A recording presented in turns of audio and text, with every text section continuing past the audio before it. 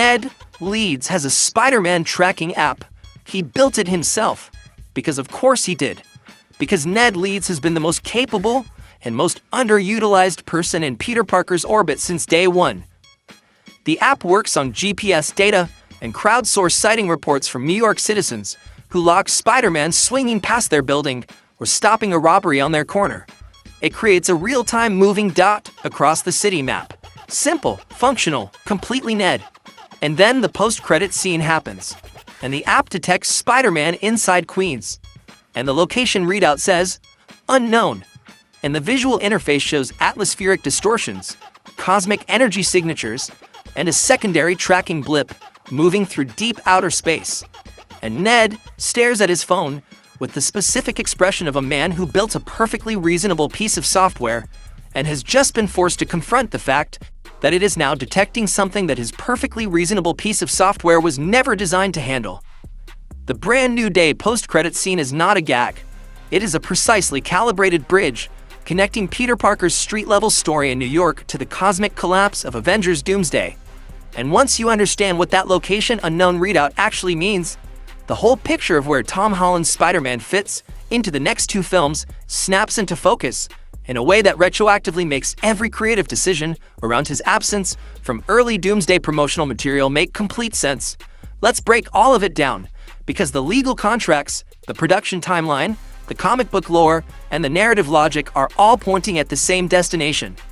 Start with how Brand New Day ends, because the ending sets up everything. Peter Parker reintroduces himself to Ned at the bodega, first-name basis. The iconic handshake triggers Ned's muscle memory before his conscious mind catches up. MJ's lingering connections to Peter are beginning to surface through deductive reasoning rather than restored memory. The core trio is rebuilding its foundation cautiously, with Peter choosing closeness without immediately choosing romantic relationship.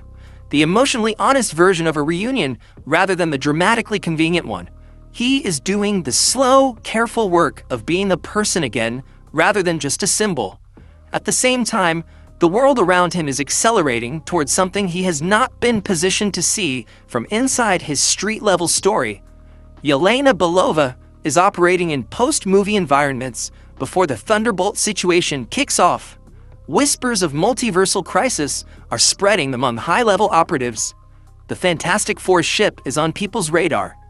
Brand New Day is the calm before the storm, happening in real time on an intact Earth 616. And the post-credit scene is the exact moment the storm arrives on Ned's phone screen. The location unknown readout is the key to understanding where Peter physically is. The app works on GPS coordinates mapped to Earth 616's digital network. When it detects Spider-Man in Queens, it is doing so correctly. There is a genuine signal in the right place.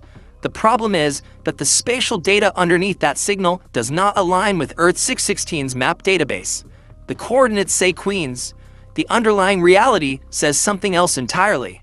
The app is registering a location that belongs to a different Earth. Peter Parker is still in Queens in the sense that he is standing in a place that has always been Queens. But the Earth that Queens belongs to is no longer the Earth 616 that Ned's software was built on. That is Battle World.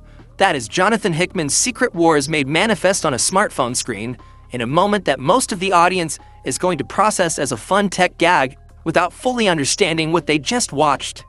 In Hickman's legendary 2015 Secret Wars run, the final multiversal incursion destroys Earth 616 and its neighboring realities. Dr. Doom uses the stolen power of the Beyonders, cosmic entities whose power makes the Infinity Stones look like accessories, to reshape the shattered remnants of dead universes into Battle World, a patchwork planet assembled from the fragments of everything that was destroyed. Most inhabitants of Battle World have no memory of their previous existence. They wake up in Doom's constructed reality believing it is the only reality that has ever been.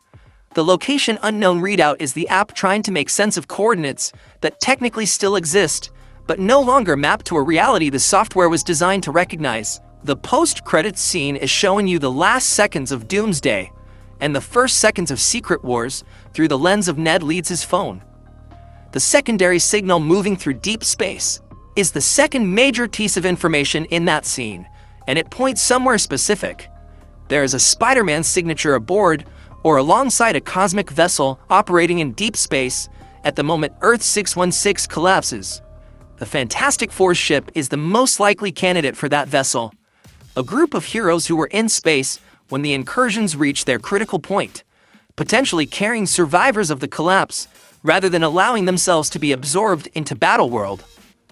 And the Spider-Man signal on that ship is almost certainly Andrew Garfield's Peter Parker operating in a surviving universe pocket before the realities fully merge. 2 Spider-Man signals, one grounded in a Battleworld version of Queens, one moving through space. The post-credits scene has already told you the Secret Wars roster is being assembled. Tom Holland's absence from early Doomsday promotional material is a question that has genuinely puzzled people, and the answer lives in the production timeline rather than in any narrative mystery. Brand New Day and Doomsday were filmed in tandem. The original release schedule had Doomsday arriving in theaters before Brand New Day, which is the same strategic structure Marvel used with Ant-Man and the Wasp following Infinity War. Scott Lang's film took place before and during Infinity War, ending exactly as the snap occurred, a structural choice that let one story exist as context for the other, without either film spoiling the other's surprises. Brand New Day takes place right before the climax of Doomsday, syncing up at the very end. If Tom Holland's Peter Parker appeared throughout Doomsday as a main POV character, it would create massive timeline problems for a solo film that takes place on a still intact Earth 616, while those same events are happening off-screen. The solution is elegant, and the MCU has done it before. Peter's role in Doomsday is brief and specifically placed. A high-impact sequence at the very end, or a mid-credits scene, showing his reaction to reality rewriting itself around him. Then, he transitions into a primary lead for Secret Wars, where his specific advantages make him uniquely valuable to what the story requires. The Sony-Marvel contract dynamics are the real-world architecture that shapes all of this, and they are more interesting than they usually get credit for. The current agreement operates on short-term, high-value cycles, rather than long-term multi-picture commitments. Each window covers one solo Spider-Man feature, funded primarily by Sony, which takes the theatrical profits, and select crossover appearances in MCU ensemble films managed by Marvel Studios. This explains why Spider-Man only appeared at the climax and epilogue of Endgame rather than throughout.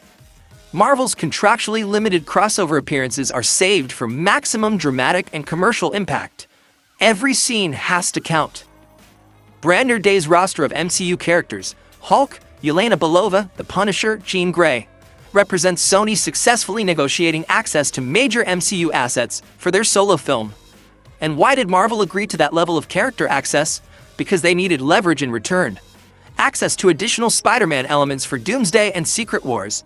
Access to Tobey Maguire's universe being incorporated into the opening act.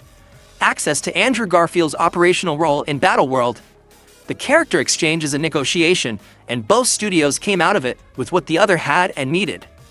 The multi-tiered Spider-Man strategy for Doomsday and Secret Wars appears to be structured in layers that reward different segments of the audience differently. Early Doomsday sequences reportedly showcase an incursion event colliding Tobey Maguire's universe with an X-Men reality, an opening conflict that presents legacy heroes against a multiversal Sinister Six, establishing the lethal stakes of Doom's reality collapsing plans with maximum emotional payload for anyone who grew up with the Raimi films. Then Tom Holland arrives at the end of Doomsday and the beginning of Secret Wars as the connective tissue between the street-level MCU and the cosmic endgame.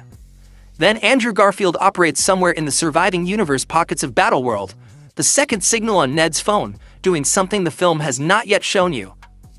The Spider-Sense theory is the narrative mechanism that makes Tom Holland's role in Secret Wars potentially the most important of the three. On Battleworld, Dr. Doom's constructed reality comes with a condition. Most inhabitants have no memory of the world that existed before.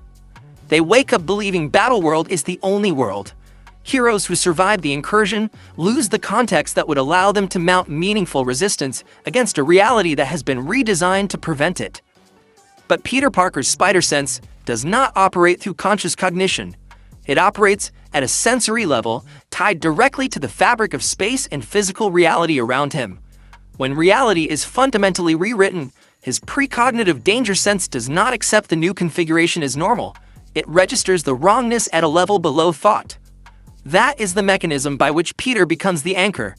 Not because he is the most powerful person on Battleworld, because he is the one whose internal alarm system refuses to stop ringing, even when every external indicator tells him everything is fine. He cannot explain what is wrong. He just knows something is wrong with the universe at a gut level that his senses will not let him dismiss. And that specific quality, the refusal to accept a false peace, even without being able to articulate why, is the thing that makes him the emotional center of Secret Wars rather than a supporting character in someone else's story. The neighborhood hero who lost everyone who knew him and spent a whole film rebuilding human connection from scratch. Walking across Battleworld, knowing in his bones that the world he is walking through is not real, and carrying that knowledge alone until he can find the people who can do something about it. That is a Spider-Man story worth telling. That is the version of Tom Holland's Peter Parker that the entire Brand New Day arc has been building toward without announcing it. The post-credit scene is a smartphone app reporting location unknown. It is also the exact moment the MCU confirms that the most important thing about Peter Parker is not his powers or his suits or his tragic backstory. It is that he is the person who notices when something is wrong with the world and refuses to accept it until it is fixed. So here's what I need from you. The spider sense as the mechanism for remembering Earth 616 on Battleworld. Does that feel like a satisfying narrative use of an ability that the MCU has always underutilized? Or do you think the films will find a different angle? And the multi-Spider-Man structure. Toby in the opening of Doomsday, Andrew in Battleworld, Tom as the Secret Wars lead. Does that feel like the right distribution of their roles? Or would you reorganize any of it? Drop everything in the comments, because Secret Wars is the destination this whole saga has been building toward. And I want to figure out what it looks like with you before we actually get there.